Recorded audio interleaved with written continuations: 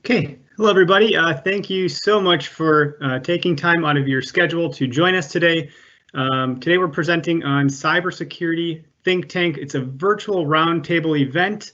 We're very excited for this particular event. We have a lot of thought leaders coming together to address questions about the state of cybersecurity and really around the locality of our region here in Southeastern Wisconsin. So before we get started, just a couple housekeeping items.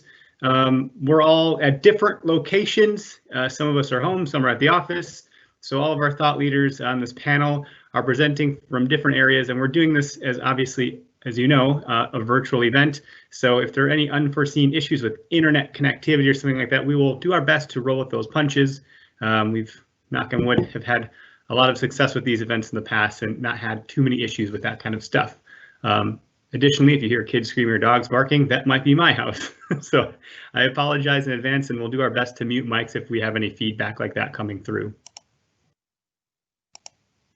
And, we always like to start with why. Why are we doing this event? Here at SWCTech, we believe in thought leadership, and we want to bring awareness to the business community.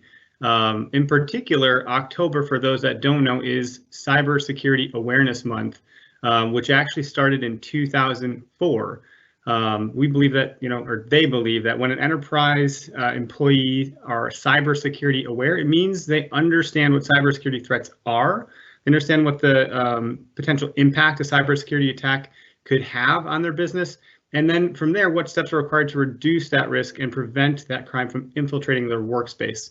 And a cyber attack can come in many sizes, shapes, and forms through various cracks and crevices of your network. And the impact can be devastating and sometimes not so devastating, but we want to do our best to educate everybody on kind of what this all looks like. So very excited to kind of do this event today. And just a little bit about SWCTech, as we're the ones kind of putting this thing together. We are located in New Berlin, Wisconsin. There's about 30 of us. Right now, there's only a few of us actually at the office kind of holding down the fort, and a lot of us are working remotely. Luckily, we're in a really strong position to be able to do that through things like Teams, like we're presenting on today. But we have a specialist model that we run. Our focus for the last few years has really been centralized around cybersecurity, cybersecurity awareness, cybersecurity training, and really tightening up our approach around our cybersecurity offerings. We have 0 bytes lost as a business as far as protecting our clients' data. We're very proud of some of these things.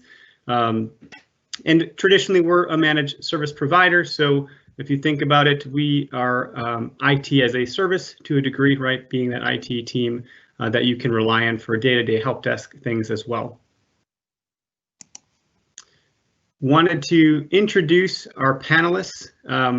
We do have some very lengthy bios for everybody, so I'm going to just introduce everyone's name and title for sake of time, because I want to get into the meat of this, the questions, where the real value is here. But joining us today, and some folks have video, some are on phone, so you'll at least see a picture of everybody, maybe a video of others.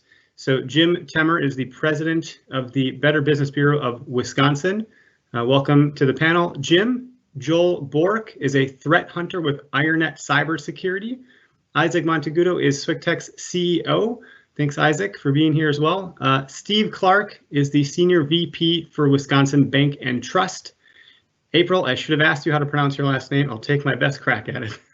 April DeValkenier is the Waukesha County District Attorney's Office and the founder of Fortress Financial Education, LLC.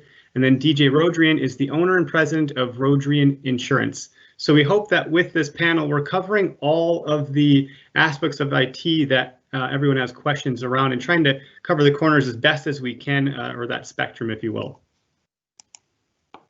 And just so everyone kind of knows what this event is going to look like today, kind of where we're going with this, we're going to ask questions around the state of cybersecurity for businesses in Southeastern Wisconsin. So we're going to open it initially to our full panel. We're going to have everyone start answering a single question. So everyone's going to take a turn at that. And then we're going to ask a few pointed questions to very specific individuals on the panel. And then once we get through that phase, we're going to ask one question of each of you that really relates to your various roles and expertise in business and kind of where you reside. At the end, we'll kind of wrap up with an open Q&A and take questions in the comments that Ryan in the background here who's moderating the technical stuff will bring forward for me to ask of our panelists. So if you have questions along the way, just know that we will get to them towards the end. So with that, let's get into our first question for the event. And this is just our slide telling us what we're going to do, so I remember. But this is a question for everybody. And so I guess we'll have to determine exactly who is going to go first here for this. I can, as the moderator, go ahead and decide. We'll have Steve Clark. Why don't you take a crack at this one here? What do you see as the largest cyber threat to businesses in Southeastern Wisconsin? Thanks a lot, Eric. For me, it's easily hands down, it's business email compromise. Business email compromise is when an attacker hacks into a corporate email account, impersonates the true owner of the account, attempts to maybe push financial transactions or get them to push financial transactions or share data, sensitive company data through the hacker. They, of course, use all that information maliciously. I think examples are the best. I'd be taking everything from a financial approach, by the way. Funny story, serious topic. I had a client a couple of years ago call me. She's a CFO for about a $35 million revenue manufacturing company, and she said, "Steve, we're pretty tight. Steve, I received a message from our CEO who's traveling right now, and he needs me to make $200,000 worth of insurance payments, premium payments to a company in Texas. He sent me an email, gave me the instructions, and I don't feel right doing it." I said, "Did you respond?" She said, "Yeah." I asked him via email, respond, and he said, "Yeah, go ahead and process those transactions. I'm busy, don't contact me back." I said, "Well, what was weird about that?" She said, "The first line in the email was, 'Hi, Julie, I hope this message reaches you well.' Because I've been working for him for 16 years and he's never once asked me if I was doing okay." So instinct told her to not move forward with it. He ended up getting a hold of him via telephone, which took 2 minutes, and found out that it was actual fraud attempt. When these hackers on a business email compromise do attempt to attack the financial side of a business, they're looking for wire transfers, things that are immediate, things that are finite, things that are really hard to get back if you send them out. ACH checks, wires is about 43% of the attempts. ACH is about 20% of the attempts. Checks 10% of the attempts. But don't be fooled. You don't have to be super smart or not very street smart to get caught. 57% of businesses with over $1 billion in revenue have gotten hit with business email compromise. They've had some sort of financial loss due to that fraud. So, thank you, Steve. DJ with Road Green Insurance, we'll move on to you for this question. What do you see as the largest cyber threat to businesses in Southeastern Wisconsin? Thanks, Eric. The insurance industry would tell you that right now, by far, the #1 claim is actually ransomware. And the average attack is now up to $178,000 in terms of the claims that are being paid out. And that is up 60% since the first quarter of this year. So as far as insurance claims and payouts, we would definitely say ransomware, and we'll talk more about that today. Great, thank you. April, how about you? Thanks, Eric. I'm going to agree with Stephen and actually business email compromises. So in 2019, I believe in the state of Wisconsin, we had about 300 business email compromises that were actually reported. Mind you, most of them go unreported. But of those that were reported, it actually came across that the loss was more than $8.9 million worth. So if you think about that in numbers, that's huge. So, and again, that's only the reported numbers. So these business email compromises are just running rampant in our perspective. And those are the ones that we're seeing. We are seeing referrals for those, as well as working investigations for those. So I think in this part of the state and all over Wisconsin, that is our biggest threat at this point. Thank you. Isaac, from your seat, what do you see as the largest cyber threat to businesses in Southeastern Wisconsin? You know, I would agree with and echo what the previous folks have said. And just maybe add to that, that the speed at which these things change is also a threat. So ransomware, kind of when we first started seeing it a few years back, would take a couple weeks usually from the time that the foothold, right, the initial sort of thing happened to the time that a ransom was being demanded. Then it went to a few days. And then today we find ourselves where just last month with the zero login vulnerability that came out, we're seeing that ransomware is able to take over an entire corporate network, like not just a server, 20 servers, 100 servers in a matter of hours. So the speed at which this is changing, that it's getting smarter, it's getting more automated. It's going to continue to be a threat for us in the immediate future. Thanks, Isaac. Joel, what do you see as the largest cyber threat from your seat? Yeah, I mean, I definitely agree with the social engineering and the human weakness aspect, that we are gullible, right? So that threat specifically isn't going to go away, and that's a excellent vector for ransomware to enter the network. I'm also going to add on to that is patch management. I think having a inefficient patch management program for an organization is a massive threat. Because, well, let's take, for example, the NSA report that they released yesterday in regards to keeping Chinese state threat actors out of your environment. We're seeing these threat actors, the turnaround time from the time exploit code becomes available to the time they're deploying it is 24 hours. So if you're not patching your systems, if you're not aware of what needs to be updated, you're doing yourself a disservice, and it could seriously impact business. Thank you, Joel. And finally, Jim, how about you? I'm curious to hear your answer with your seat. You work with a lot of businesses in this region, so what is your take on that? Well, no surprise, you're going to hear something you heard twice already, and that's business email compromise. We find this with small businesses. We find this with large businesses. We know in Southeast Wisconsin, it's affected churches, professional sports teams, government agencies, and of course, large and small businesses. Since 2016, over $3 billion have been lost in business email compromise scams, and another $23 billion were attempted. BEC fraud has resulted in more losses than any other type of fraud in the U.S., according to the FBI, and it's tripled over the last 3 years. So, of course, it's working, so they're doing more of it. We also find, and now this stat comes from BBB nationwide, over 90% of these attempts come out of Nigeria. And a few times they are able actually to catch people. August 22nd, 2019, 80 defendants were indicted in Los Angeles for BEC fraud in an effort led by the FBI, and most of them were Nigerian nationals.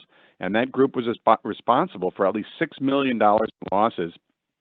And a little bit after that, September 10th, 2000, a worldwide law enforcement effort yielded 74 arrests for BEC-related fraud in the United States, and 167 of those folks were from Nigeria and were from some other countries. And that operation resulted in the seizure of about $3.7 million in assets from the fraudsters. So small business, big business, everybody, it seems, is vulnerable to these attacks. It's a good final point there. The way I've explained that in some of these presentations is there's a net being cast, and if you have weaknesses, they will be exploited, plain and simple. So we'll go on here to our next question. This question is going to be for April, Jim, and Joel, and I'll give you 2 minutes each, and that'll be a loose 2 minutes because I don't have like a timer here, but I can see the clock. But we'll start with you, April. Can you give an example of a recent cyber incident that you worked with a business on? Certainly. So one of the ones that we had investigated earlier in 2020 was a company that had reported to law enforcement after a payment of about $50,000 was made to a vendor for computer equipment. And so what essentially had happened is similar equipment had been ordered. However, when the invoice came in, nobody actually verified, first of all, that the equipment had been received. and nobody also verified the actual vendor. So the vendor turned out to be someone that was copying a legitimate business. So they made a fake invoice that looked very similar to the actual vendor of the small business. And so what happened is when the invoice came in, it was automatically routed to accounts payable. Accounts payable put it on the books to be paid out. They paid out $50,000 before anybody actually looked and said, hey, where are these computers? Where is this equipment that we just recently paid for? And at that point, they had reached out via email to what turned out to be the scammers and received an email back that had a lot of inaccuracies with regards to grammar and spelling and just the lingo of how you speak in Wisconsin versus other states. And it essentially turned out to be that the original equipment that was ordered was never received.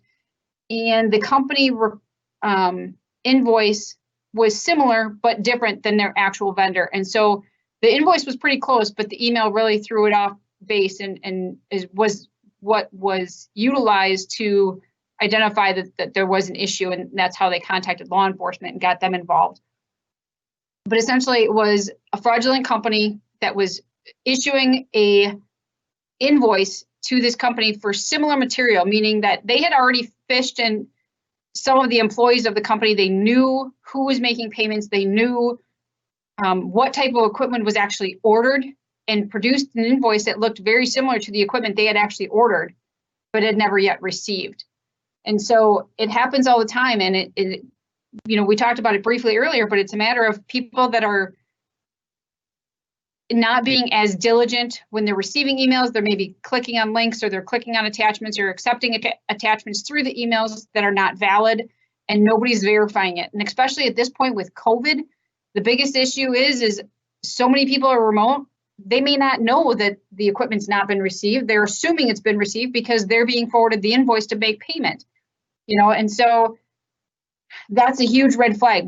There needs to be some kind of process or middle person that indicates, sign off on, yeah, we've received this equipment, or you need to be able to pick up the phone, or accounts payable needs to be able to pick up the phone and say, hey, look, did we receive this equipment? Is it actually what we ordered? Is it all there, type of thing, before payment is actually made on these types of things, because this company is out over $50,000. And when they followed the trail through the investigation, it did lead out of the country. So it's essentially impossible to try to recover.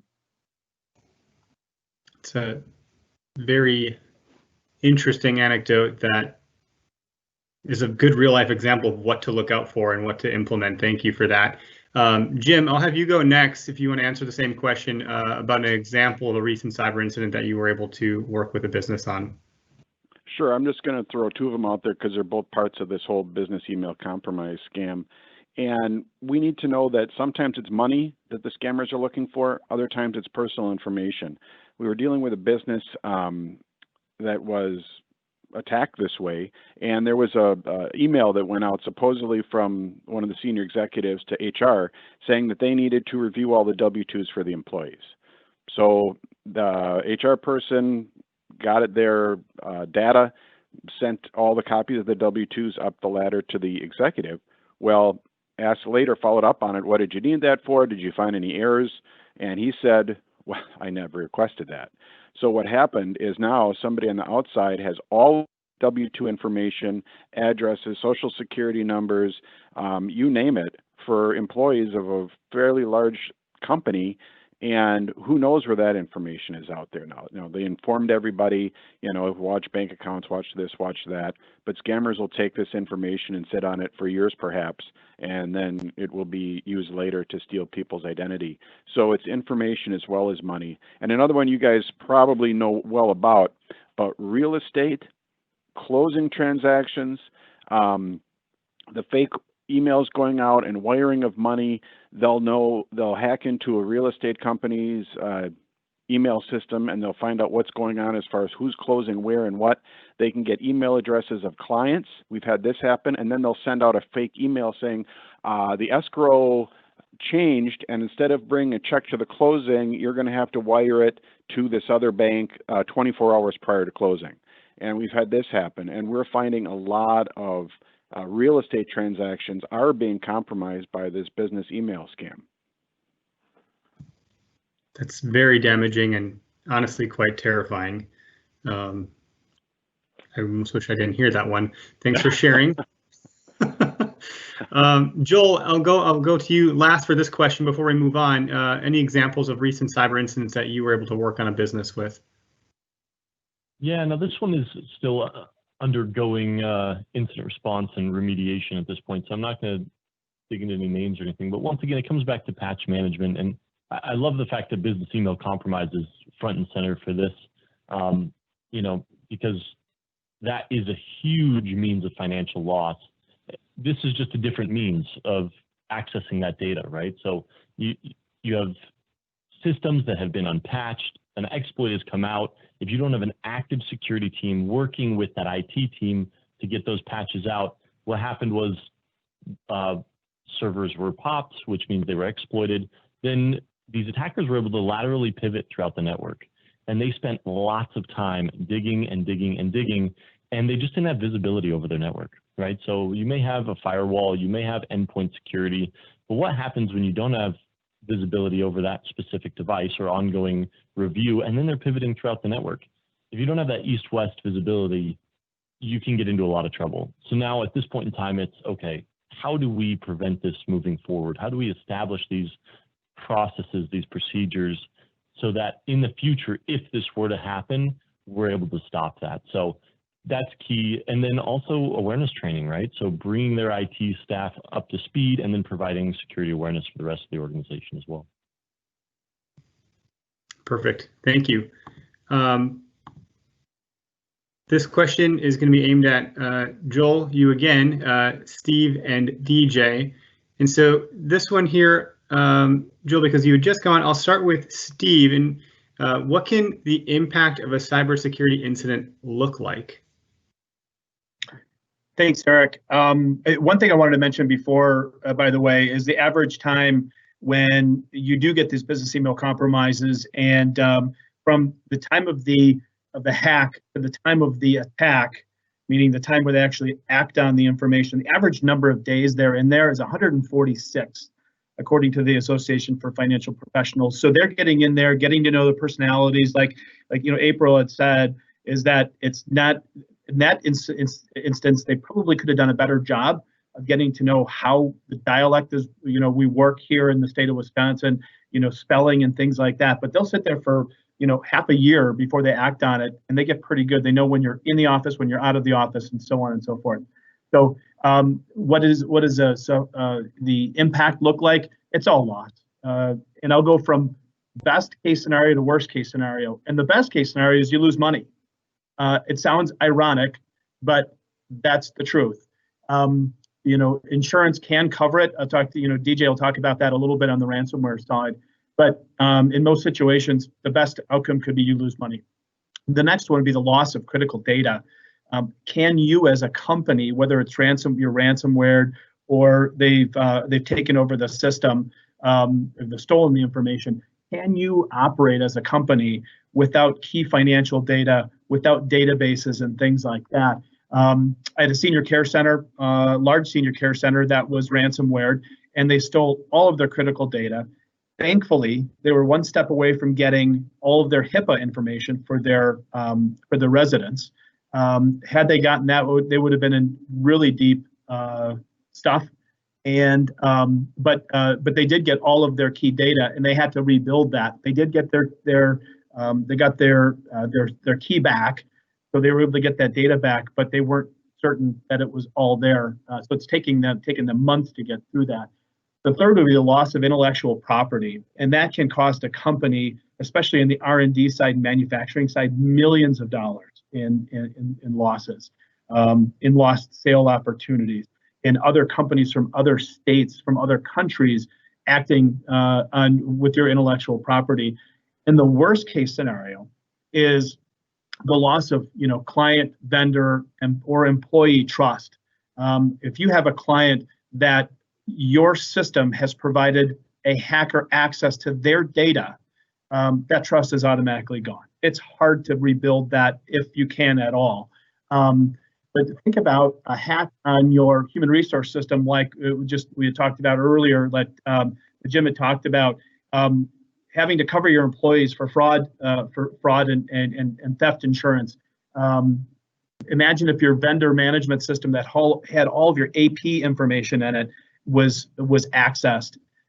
Those kind of things are crippling to a company, but that lack of trust usually equals lack of sales, meaning you kind of flush that client down the toilet if you lose their data. So it's a great point. I mean, the best thing that can happen is losing some money in some cases if we consider and factor in what can happen to your reputation and losses that you get from that. That's hard to measure. DJ, we'll go to you from the insurance side of things. What do you, from your seat, see when that happens? What's the damage? Well, Steve really did a great job talking about the impact of that. I do have the slide here, and simply that, the impact using ransomware as an example is the idea there's a ransom payment, the business income and business interruption from this, the words confusion, chaos, fear, really not even knowing who to call and where to go to even solve the problem. And that is one of the great benefits of a cyber liability policy, is that you do have these resources at your disposal 24/7 that consists of not only the forensic computer expert folks, but also would consist of people who are skilled and experienced at dealing and negotiating with these cyber terrorists. And so it is the impact is profound, and the lost money, the lost customers, and the business interruption. They say that over 50% of businesses that suffer an incident, small businesses, go out of business if they don't have a cyber liability policy. Thank you. And then Joel, the same question over to you. What can the impact of a cybersecurity incident look like? Yeah, I mean, it varies, right? Depending on the effect. I think ransomware is a great example, right? We see this often as ransomware hits, they demand a ransom. The financial hit can be significant at this point in time. Then you have the loss of reputation, the loss of trust with your clients. And the really crazy part is, even if you pay it, even if they decrypt your information, what we're seeing now is that they have a persistence within your environment, and they're coming back for seconds.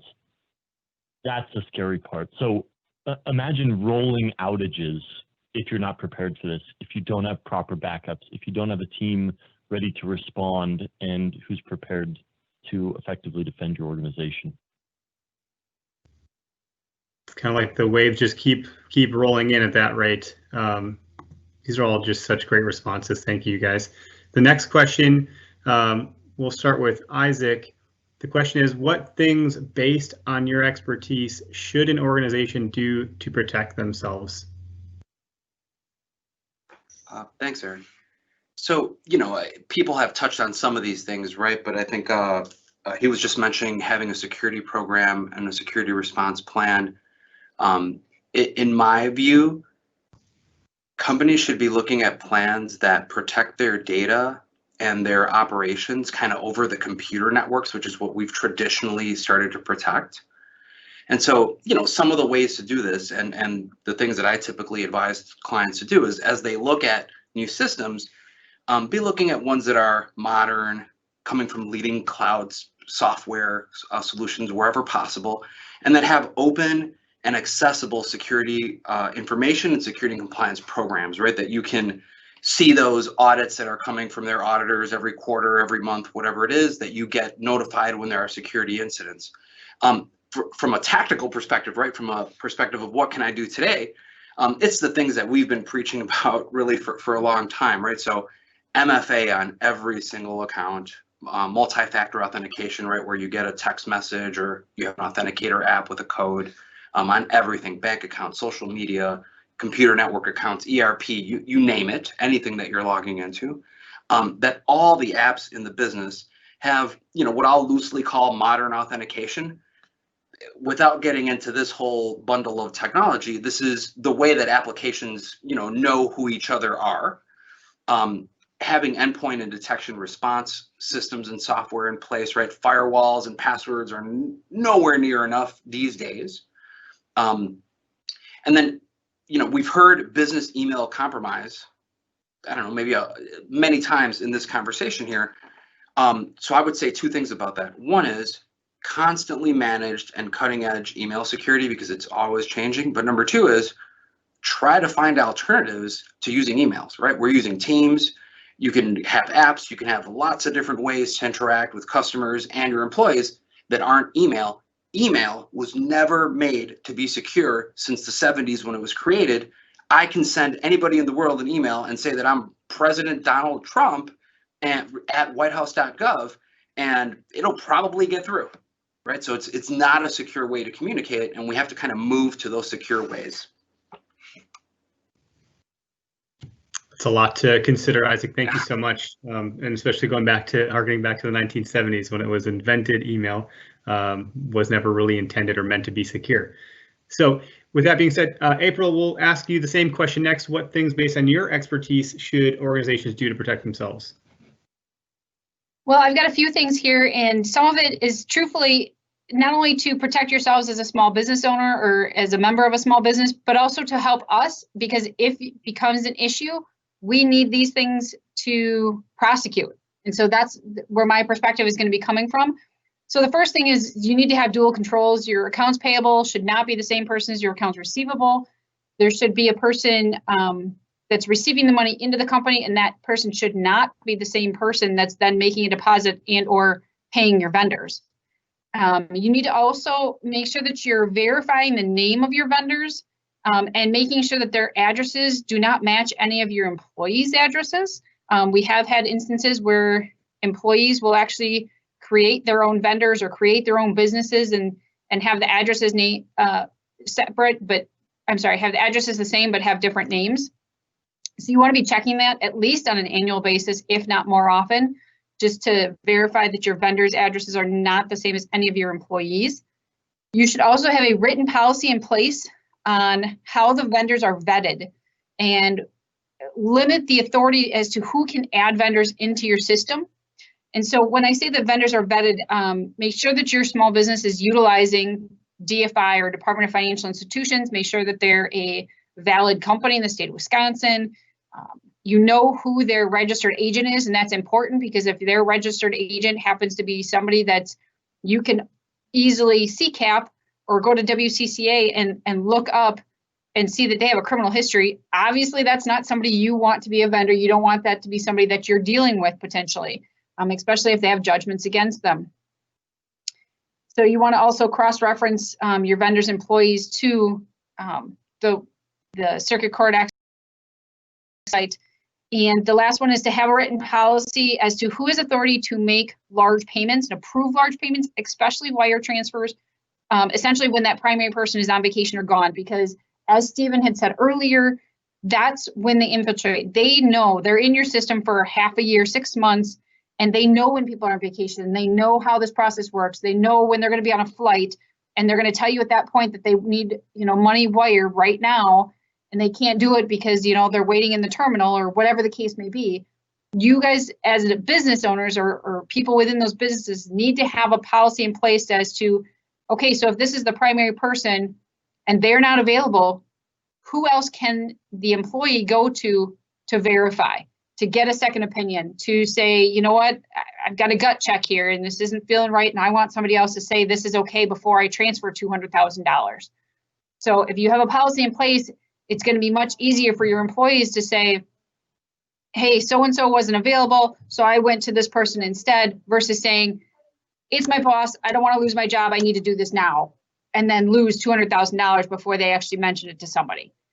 So I think that's a really important aspect of having that idea as to who has the authority and who has the authority when that primary person is gone or unavailable. I like the practicality of what you're talking about, that these are things someone listening and watching today can start to implement and do Very low-hanging fruit, but very impactful if it's not done right, or if it is done as far as what you can prevent. Very, very good advice there. So the same question to you, DJ. What things, based on your expertise, should an organization do to protect themselves? Well, the insurance agent here on the panel would certainly recommend having a high quality cyber insurance policy. And what is kind of interesting about that is simply that the policies are not created equal whatsoever. In fact, you can think of cyber insurance and those two words together. It could mean 100 different things, because 100 different companies would literally have 100 different policies. This is not a part of insurance where there's a standard language policy that, like a homeowner's or business, that has been developed by the industry. Every company is leapfrogging each other, frankly, to have the best policy. And the crime area and the social engineering and the email compromise we've been talking about, that wasn't even contemplated on the old cyber policies. It was all just started with, well, data breach, who's going to pay for credit monitoring? Data breach, who's going to pay to notify all these people? But it's really developed now into these policies are very comprehensive. There's another question I know is coming up for me later. I'm going to get into more specifics, but what we absolutely know is a good cyber policy is going to be way better than a sort of a outdated or generic one. And the good carriers do have the 24/7 breach hotlines. They absolutely are going to be prepared to negotiate and pay ransoms and ransomware. This idea about your business interruption and paying you so that you don't go out of business if your website stops taking orders and you lose $1 million worth of orders, is that a business income that you can insure? And the answer is yes. So what can a business do to protect themselves? I'm going to get an opportunity to talk about this some more, and look forward to that. And we'll get into maybe what those real nice policies look like. Thank you. Cool, thank you so much. And I just should have taken over the screen share again here. So that was me just going back to that. So thank you. Next question is for Steve, Isaac, and Jim. Steve, we'll start with you. What threats do you see having the biggest impact in the next 12 to 24 months, which I know is probably a pretty tough question to answer considering the year we just had or are having. But maybe you can talk about what trends you're currently seeing that might inform what that looks like. Sure, thanks, Eric. It won't be like the dinosaurs coming back or anything like that to eat us all. Well, I don't know. 2020 is not over yet, but I think the biggest threat is going to be a lot of the international and domestic crime rings coming in into the U.S. Jim had mentioned earlier about 90% of these, a lot of these threats, these cyber threats, are coming in from Nigeria. Those are, I think, full volume, like just volume, based on volume. The ones that are those strongest are coming in from mainland China, are coming in from Russia. We're seeing those that they don't have a solid policing of the internet. They don't have a solid policing of just the network overall. That's going to be the biggest portion of it. And I think what's happening now is they're taking advantage of people that are working from home. They're out of their element. They're out of their office. They're probably working from a kitchen table with the kids in the background and the dog barking and things like that during COVID. They're out of their element, and they're also probably at a point in time in their company where money's tight. They want to believe every email that comes across is a deal. Every telephone call they get is going to be a prospective and strong client, and that every deal that's coming across is going to be valid.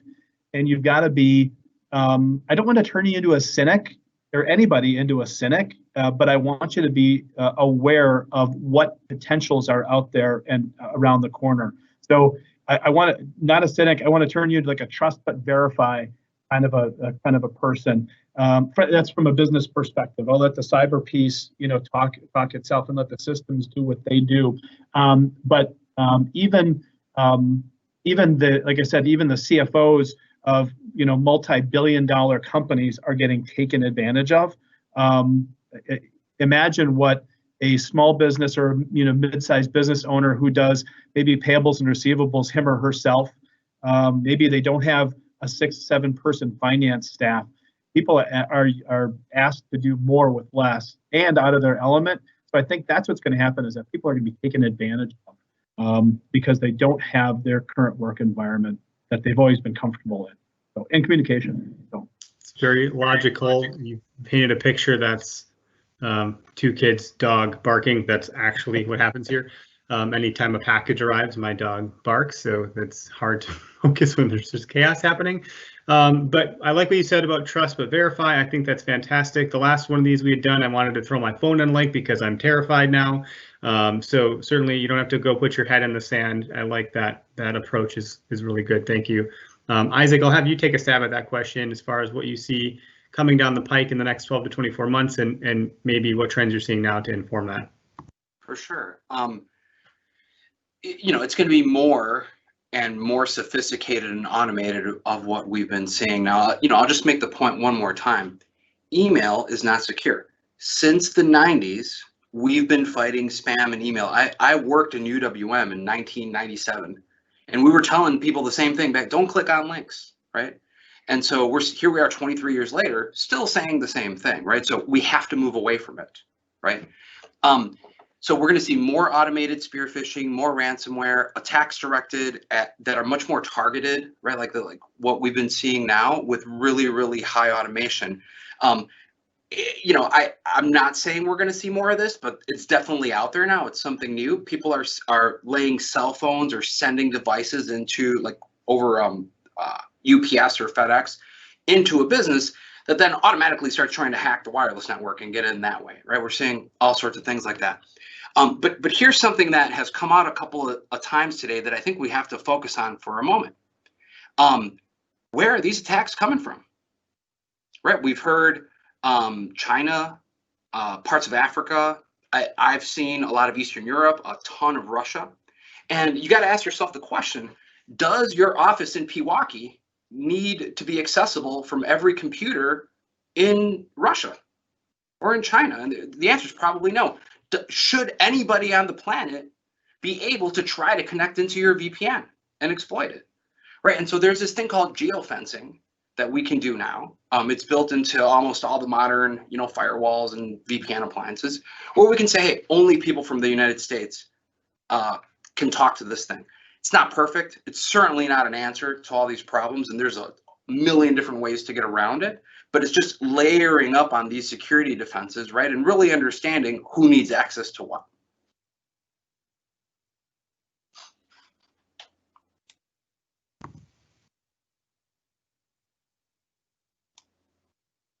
And sorry, you were muted there. It's a little laggy, so, but the layered approach is a really great, that's what SWCTech does. That's how we've gone to market with what we're doing and how we've had so much success with preventing a lot of these things. So especially the geofencing thing. And I think you can even make that tighter, if I'm not mistaken. Like maybe I can only access this if I'm here, if I'm this person from this machine, much like an app store on an iPhone or something. So a very, very good point, Isaac. Thank you so much.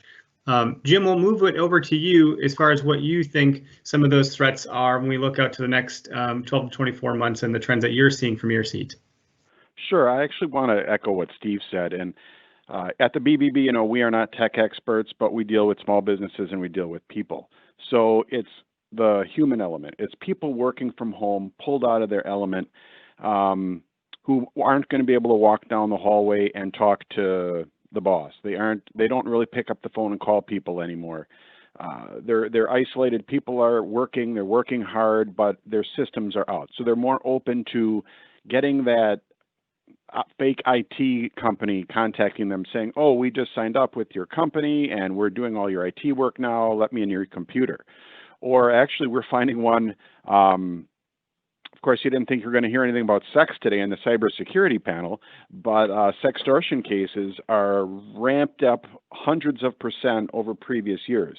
We're finding people are at home either on their own computer or with the company computer, and they will get a email saying, we monitored your computer, we know you visited these pornographic sites, we turned on your camera on your laptop or your phone or whatever it is, and unless you give us money or give us access or whatever it is, we're going to send these images to your company, and we're going to send them to your spouse, and we're going to send them all over the place. So the FBI has been informed of this. We're getting reports in Wisconsin and all over the country, and I believe as all internet scams are increasing, the more and more we do online, if it's online sales, if it's government imposter scams, they're all over out there, and we think there's going to be more extortion of individuals, and they're going to be more apt to fall for it if they're at home, not under the strict confines of the office environment. Yeah, the leaking of information is something I recently learned about when it comes to like data ransomware. So your data is encrypted and you have to pay to get it back. And that's something we've all heard about and are used to hearing about. But what happens if they start to threaten to release and leak that data? That's a hostage situation in some, at least in my mind. So that's it puts you in a different position to act in a desperate kind of manner, which again, they're preying on exploits and weakness and fear and all these other things and time. So very fascinating use case. And no, I didn't think we were going to hear about that today, but it's part of the topic. Cybersecurity Awareness Month has a very wide spectrum that goes all the way to the end consumer too, and not just businesses. So thank you for sharing that. So at this point, we're going to really hone in on each of you. So up first will be Jim, and these questions are really centralized around your expertise. So with that said, Jim, the question for you here is, what do you think, I might have a typo here, what do you think is important for businesses to communicate with their customers regarding cybersecurity? Well, thank you, and I really appreciate the opportunity to be on the panel today. The information that I'm going to discuss now basically comes right out of a report that was done by the Wisconsin Department of Agriculture, Trade, and Consumer Protection. There was a data privacy and security advisory committee that was put together. I was fortunate enough to sit on that committee, and they came out with a report just last month, this September of 2020. And I want to talk about really the idea of customers and what customers are looking for and what customers are worried about and concerned about when it comes to cybersecurity.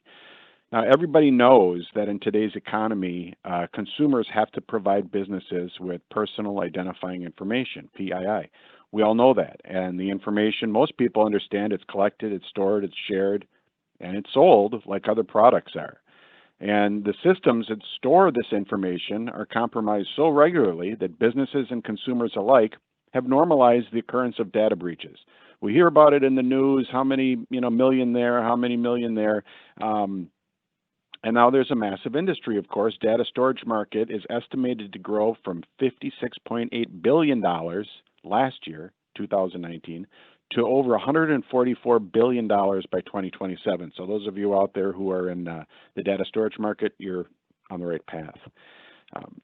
So consumers, however, struggle to understand all the reason their data is collected, stored, and shared. They don't want to be data experts. They just want to make sure business will keep their data secure and private. There was a survey in January 2020 of just Wisconsin consumers, and it was found that 46% of respondents surveyed reported being extremely or very concerned about how much consumer data businesses are storing and collecting. And another 36% reported that they were moderately concerned. That means about 4 out of every 5 Wisconsinites are concerned about the amount of data that is being collected on them. The same survey, 57% of folks said that they were extremely or very concerned about the security and privacy of the data businesses store and collect. And again, 29% said they're moderately concerned. So really, almost everybody is concerned not only that stuff is being stored about them, but is it secure? What's happening to it? They don't know. Consumers want information, and they're confused about things. You can talk about opt-in or opt-out policies. We're dealing with people across the spectrum. Some people might have a third-grade education. Some might be elderly. Some might think they know everything, and of course, that means they don't know anything. And we're finding the laws in our state and across the country are playing catch-up. because the scammers, the criminals, you know, they're always on the cutting edge. They're always using the latest and greatest. And, you know, we do a study and a committee, and then we try and get a law passed, and by the time it's passed, it's too late. So at the BBB, and we exist and we believe in self-regulation of business. Businesses should adhere to standards. It should be trusting. It should be transparent.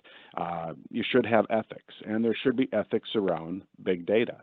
And part of this is dealing with consumers in a trusting fashion. There's something called the digital standard that provides a criteria for consumers to use when evaluating a business's privacy standards. And you know, being good data custodians benefits businesses when they have more satisfied consumers. People want to trust that businesses do what's right for them. But some of these standards are that people could say that I see and control everything the company knows about me. I can easily find, read, and understand the privacy policy or the terms of service, and my account and information are deleted when I leave the service. I know how long the company keeps my information. I know every piece of data I share brings me a benefit and it doesn't help the company. I know what user information this company is collecting. The only information the company requests from me is what's really needed to help me. And the company explicitly discloses every which way it uses my data. Now, not many companies can fill all those things, but again, that's the direction that I think consumers and consumer education and consumer watchdogs are going to go in. You know, it's kind of the Wild West out there right now as far as data goes and buying it and selling it and using it. A couple of states, again, have advanced in their legal requirements, but consumers need to be educated. They're afraid. They are going to trust someone that's going to be helping them out. So there's a large possibility out there for helping consumers. And as we find at the BBB, if you do treat consumers well and you are a trustworthy business, it pays off with repeat business, with loyalty, with consumers that will not leave you for something else, even if it's a lower price, if they think that their personal information is going to be compromised. Thank you, Jim. I appreciate that.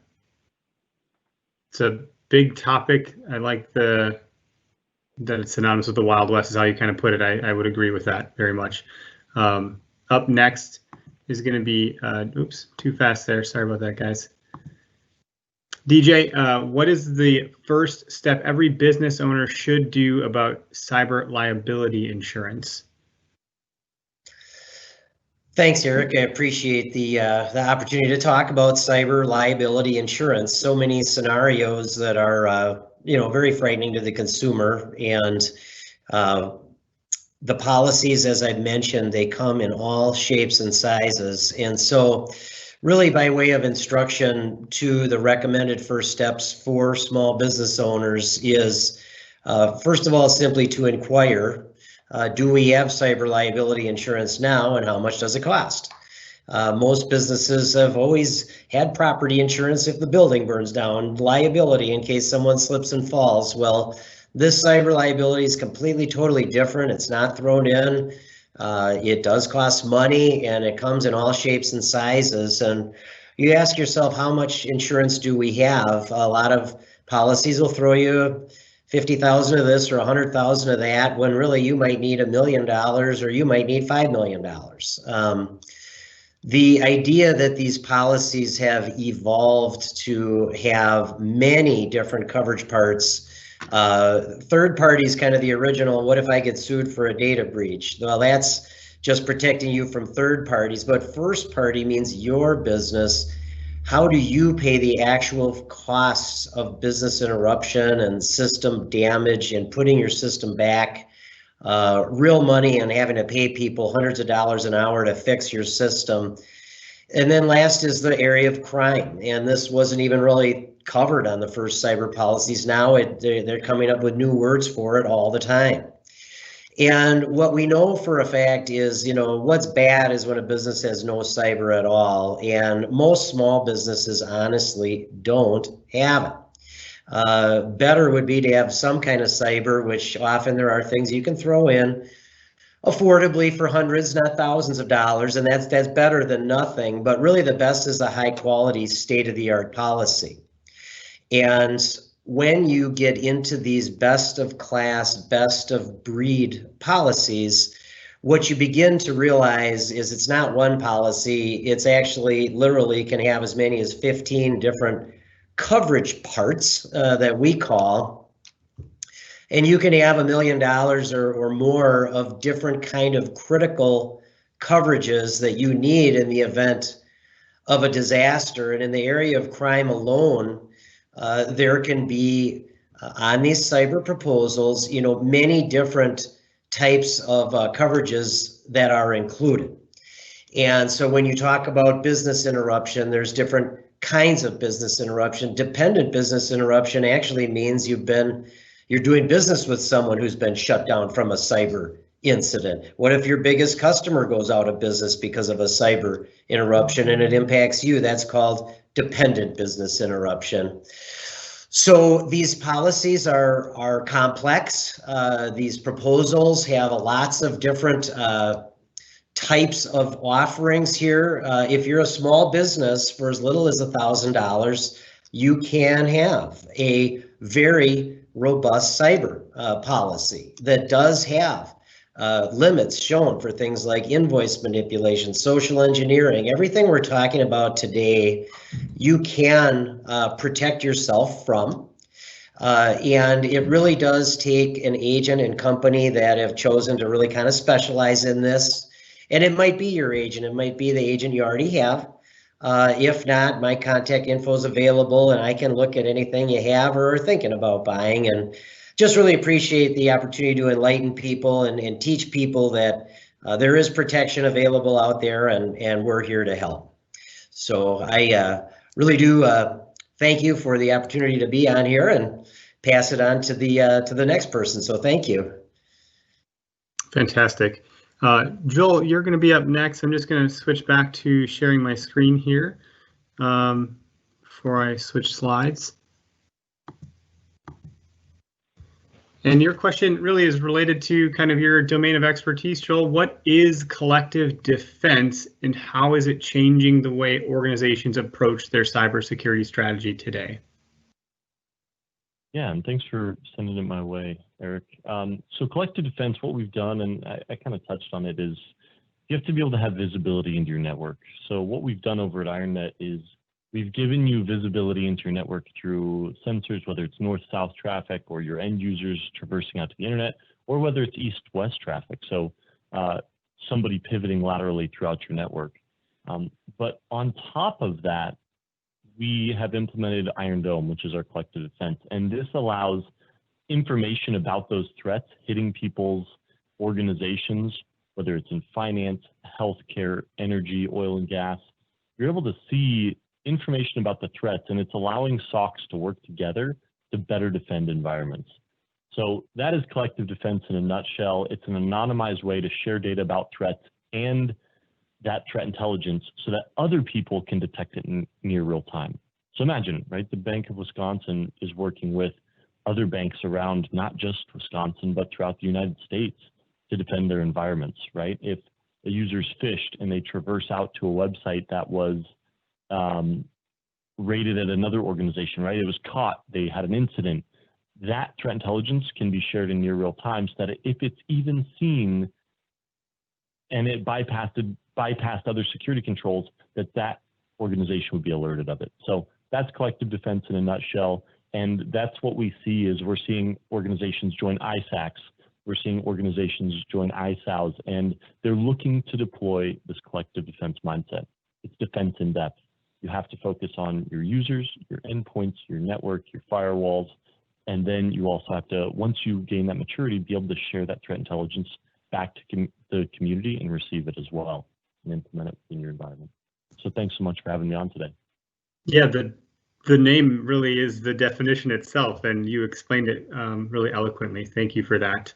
And you were also on our SWCTech podcast and talked more about it. So if anyone wanted to learn more about what that means, we go a little bit more deeper there. So thank you so much, Joel. You got it. Steve, you're up next. This is a question for you. Many organizations are working from home or have limited staff in the office. We're one of those organizations for the foreseeable future, which can be a challenge for security among other reasons. How have your customers adapted to doing their jobs in finance during the COVID-19 pandemic? Thanks. By the way, that's way too clean of a desk. Yeah. So what many of our customers, what we've been trying to push over the years, and we've had a lot of success in it, is getting customers away from payment types that are fraud heavy. Okay, so I mentioned before, paper checks. 78% of all companies have had some sort of threat. More than 50% of those are done via check fraud. All right. The banks have systems to catch ACH fraud, to be able to catch check fraud, but not everybody's employing those services. They cost something. Now, there's a fraction of what they used to be, and they are really cheap. And we make them less expensive because it helps us as much as it helps the client in that case. So what we've asked our clients to do is think about these other payment mechanisms like ACH, using a commercial card payment, which we own, manage, maintain as a financial institution, integrated payables or electronic accounts payable, services that you don't need to be at the office for. I have customers right now they're going in once a week or once every 2 weeks to do accounts payable in the office. They don't want to send their employees to the office right now. It's with COVID that's going on, they want to be able to have them be able to do things more secure. When you do things electronically, in theory, they are more secure. Now, you always have to think about having a good IT and a good core structure, a good process, as April talked about earlier, making sure you get these processes in place, and then work with the banks to help you put in rights, administrative privileges, limits, those kind of things that can limit the company's liability, but doing things where you're in an electronic environment that has security based around it. So really getting them away from a traditional mindset of making paper deposits, writing paper checks, sending them through the mail system, which is highly insecure. You talk about email being secure. I can jump into DJ's mailbox and pull out, any one of any bills that are out there and get a ton of information. People dumpster dive and things like that. And I won't, DJ, but what I want to talk about is making sure that people are using the right and more secure methods to do that. By the way, they're cheaper, in many cases free. So think about that, whether you're with us at Wisconsin Bank and Trust or whether you're with another financial institution. Talk to your treasury rep, your commercial banker about these services. They are out there and they can save you a ton of money. Use your instincts. A few minutes to verify an invoice by making a call to a known vendor on the telephone, not via email, can save you a ton of money. So take those steps and you're definitely better off.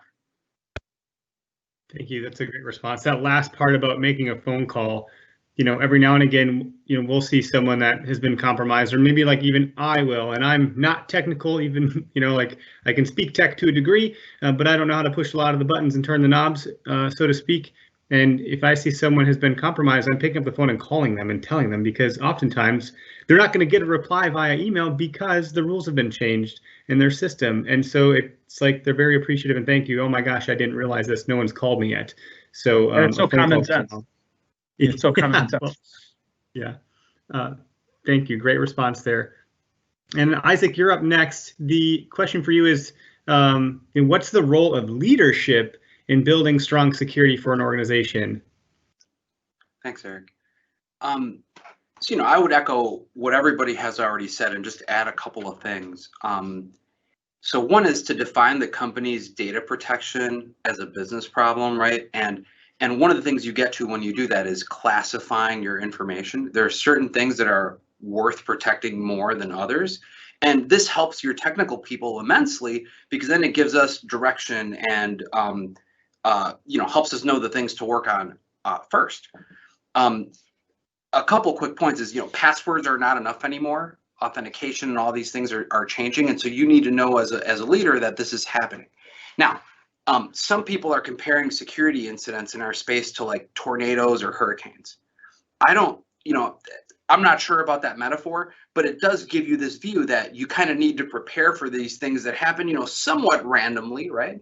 And have a good security response plan in place. But the biggest point that I have for leaders in an organization is to take this as an opportunity, instead of just only looking at it as a security issue. Look at it as an opportunity to modernize and improve things for your employees, and most importantly, I think your customers, right? So why use email when you can use apps, right? This sort of mindset. And so I'll give you an example. If you take a online e-commerce store that you can buy for, let's just say, run on your own, right? You get WordPress, you throw it up somewhere, you make it into a store. Okay, that's fine. But if you compare that to what something like a platform that's a software as a service like Shopify can bring, the security is amazingly different. The payment processing is much superior at somewhere like Shopify, right? You have all these security things, machine learning, fraud checking, credit card processing, all these things are already baked into their platform. They're doing it across millions and millions of people every hour. And they're just able to do things that, is very hard for a single business to pull off themselves. And so the other benefit, though, is your customers, if you choose some of these leading platforms, are already familiar with them, right? They can sign in with their Google account, who's doing authentication and authorization better than we can. They can sign in with their Apple account, same thing. They can use their credit card that's on file with Stripe, and you don't ever have to worry about these things. So you reduce your attack surface significantly, right? All these things you had to manage, they're somewhere else right now. You can review the security and compliance reports they have, and your customer gets a better and more delightful experience. To me, those are the types of wins that people in roles like mine have to be looking at, right? And we're setting the companies up to kind of have that next generation of technology for the next 5 to 10 years. The topic of next gen technology, looking to the future, I think is, this is a film reel, not a snapshot. We're not living in this moment forever. This stuff is changing very rapidly, as we've already discussed and talked about. So where do you want to be in the next 5 to 10 years? Not just as a cybersecurity, but also some of the capabilities you can offer as a business to your employees and customers. I think that's a great way to look at that, Isaac. Thank you. And then April, lastly for you, what resources are available to individuals or businesses if they are compromised? And you did great with the practical stuff before, so I'm really excited to leave this thing with you at the end, because I think it's going to be great. Well, thank you, Eric. I do appreciate being here as a white-collar crime paralegal from the District Attorney's Office. We appreciate sharing these resources with everyone. The first thing I can tell everybody is don't panic, but act quickly. So the first thing that you need to do if you realize that you've been compromised is you need to contact your financial institution immediately. You need to make them aware of the fact that you think you may have been compromised and or that a wire transfer may have been sent based on compromised information. You need to advise them of that situation, and then you need to also request that they then contact the financial institution where the money was sent. If you can do those quickly, there is a possibility. Now, when I say that, it's a very slight possibility, but if it's immediate, there is a possibility that that money can be recovered either from the financial institution that you sent it from, that it was sent to, or through the FBI. And the reason I say that is because the second contact you should be making is to your local FBI field office. We have one in Milwaukee. If you Google local FBI office, you will see that we only have one in the state of Wisconsin, and it is in Milwaukee. But the reason I say that is because we have what's called a U.S. Secret Service Financial Crimes Task Force locally. And so if they can be made aware of a significant wire transfer or something that may have occurred based on a business email compromise or some other intrusion, if it's caught within 18 to 24 hours, there is a possibility, although minute, there is a possibility that some of those funds could potentially be recovered. And so it's very important that as soon as you contact your financial institution, that you make that call to the FBI field office. From there, once you contact them, the next option, and very highly suggested, is that you contact the IC3 or the FBI's Internet Crime Complaint Center. And so that's at just www.ic3.gov, and you file a complaint with them. Typically, the person that should be doing this is someone who knows a little bit about your system, because they're going to be asking you for IP addresses and other cyber information that your layperson may not be familiar with.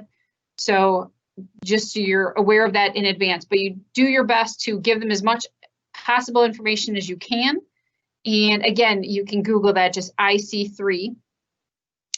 And then from there, you also want to contact the Federal Trade Commission, because as one of our speakers indicated earlier, that because of a number of different complaints that were registered with the Federal Trade Commission and IC3, that's how the federal jurisdiction was allowed to go to other countries and actually indict people for these types of crimes. So here locally, your local law enforcement does not have the jurisdiction in which to go to Nigeria or to Russia or to China or what have you.